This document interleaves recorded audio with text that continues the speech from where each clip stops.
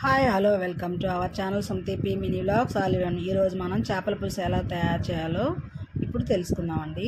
చాలా ఈజీగా టేస్టీగా తయారు చేస్తాము. చూడండి, శుభ్రంగా కడిగి పెట్టుకున్నాను, ఉప్పు వేసి కడిగి పెట్టుకున్నాను చేపలు, తరుక్కున్న పచ్చిమిర్చి, కొత్తిమీర, ఆనియన్ పేస్ట్ అండ్ కొంచెం అల్లం వెల్లుల్లి పేస్ట్, చింతపండు నానబెట్టాను. ఇప్పుడు ఒక కడాయి తీసుకొని సరిపడా ఆయిల్ వేసాను. దానిలో కొన్ని జీలకర్ర, కొన్ని ఆవాలు వేసాను. అవి వేగిన తర్వాత 2 బిర్యానీ ఆకులు వేసాను.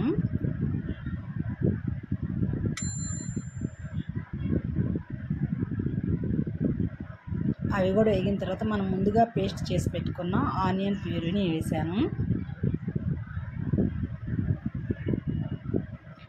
ఆనియన్ పేస్ట్ని ఇలా మగ్గనివ్వాలి. కొంచెం మగ్గిన తర్వాత దానిలో కొంచెం పసుపు వేసుకుంటున్నాను. పసుపు వేసుకున్న తర్వాత సరిపడా కొంచెం అల్లం వెల్లుల్లి పేస్ట్ వేస్తున్నాను. 2 టేబుల్ స్పూన్ సరిపోతుంది. నేను దగ్గర 1 కిలోన్నర చేప ముక్కల దాకా తీసుకున్నానండి. అల్లం అండ్ ఆనియన్ పేస్ట్ 2 కొంచెం మగ్గే వరకు అలా వేగనివ్వాలి. చూసారా, చక్కగా వేగి మంచి అరోమా వస్తుంది. బట్ మీకు తెలియదు, స్మెల్ కలర్ఫుల్గా అనిపిస్తుంది కదా. ఇప్పుడు కొంచెం దాంట్లో సరిపడా కారం వేస్తున్నాను. చింతపండు పులుసు కాబట్టి కొంచెం కారం ఎక్కువే పడుతుంది. నేను దగ్గర 2 టేబుల్ స్పూన్ల కారం వేసానండి. కారం వేసిన తర్వాత కొంచెం సేపు బాగా మగ్గనివ్వాలి. ఆయిల్ పైకి తేలే వరకు మగ్గనివ్వాలి.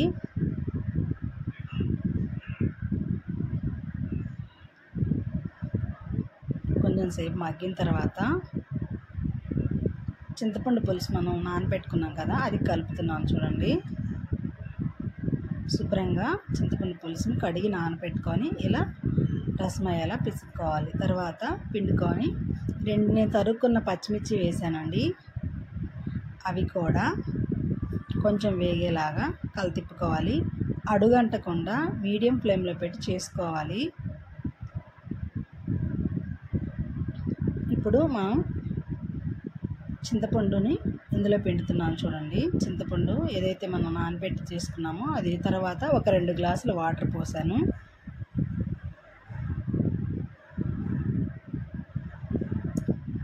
అడుగు ఏమీ లేకుండా ఇట్లా కలితిప్పుకోవాలి. ఇప్పుడు మీడియం ఫ్లేమ్లో ఈ పులుసుని బాగా కాగనివ్వాలి. కొంచెం కళ్ళుప్పు, పులుసుకు సరిపడా కళ్ళుప్పు వేసుకోవాలి. నేను ఆల్రెడీ చేపలు ఉప్పుతో కడిగాను కాబట్టి పులుసులోకి సరిపడా మాత్రమే కళ్ళుప్పు వేసాను. ఇంట్లో తయారు చేసి పెట్టుకున్న ధనియా పౌడర్, గరం మసాలా వేసాను. ఇప్పుడు కలితిప్పుకొని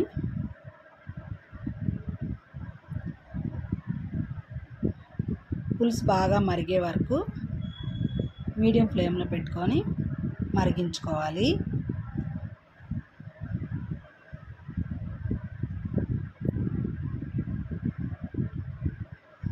చూసారు కదా ఎలా తెరులుతుందో. పులుసుని బాగా మరగపెట్టుకోవాలి.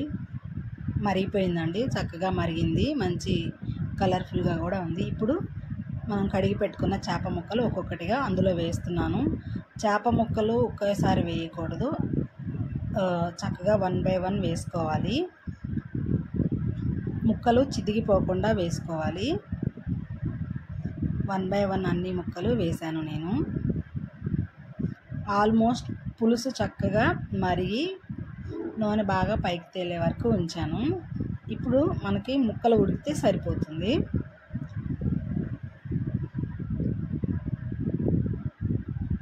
ఇలా 1 by 1 వేసుకున్న తర్వాత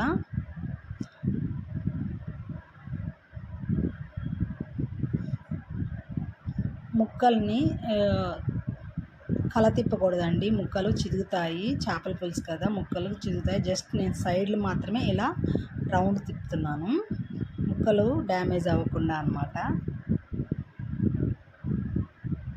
జస్ట్ పులుసు అలా అడ్జస్ట్ చేయాలి ముక్కల్లోకి. చూసారు కదా ఎలా చక్కగా తెరులుతూ ఉడుకుతూ ఉంది. మధ్యలో అట్లా 1 or 2 టైమ్స్ ఇలా కలతిప్పుకోవాలి. గంటని అలా తిప్పొద్దు, ఎందుకంటే ముక్కలు చితుకుతాయి. ఓన్లీ సైడ్స్ మాత్రమే అలా అన్నాను. ఇప్పుడు ఫిష్ మసాలా వేస్తున్నాను. ఆల్మోస్ట్ మన కర్రీ అయిపోయిందండి. చూసారు ఎంత చిక్కబడిందో పులుసు. ముక్కలు చిదకకుండా ఇప్పుడు ఆ కడాయిని ఇలా తిప్పుతాను. నేను గంటతో తిప్పొద్దు. ఆల్మోస్ట్ అయిపోయింది, కర్రీ అయిపోయింది, దగ్గర పడింది పులుసు. ఇలా తిప్పుకోవాలి. ఎప్పుడైనా చేపల పులుసు ఎప్పుడైనా ఇలా తిప్పుకోవాలి, గంట పెట్టి తిప్పొద్దు, ముక్కలు చితికిపోతాయి కాబట్టి. పులుసు చూసారా ఎంత దగ్గర పడిందో, చాలా బాగా తయారైంది.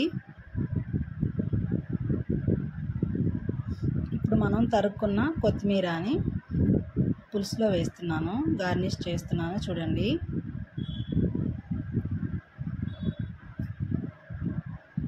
చేపల పులుసు రెడీ అయిపోయిందండి.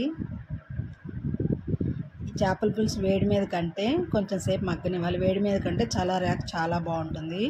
చేపల పులుసు రెడీ అయిపోయింది. చూసారు కదా ఎంతో చక్కగా టేస్టీగా చేపల పులుసు రెడీ అయింది. నేను చల్లారిన తర్వాత కూడా తీసాను. చూడండి ఎంత బాగుందో. మీకు కనుక నచ్చితే ప్లీజ్ సబ్స్క్రైబ్ చేయండి, లైక్ చేయండి, షేర్ చేయండి. Thanks for watching. Bye friends, bye.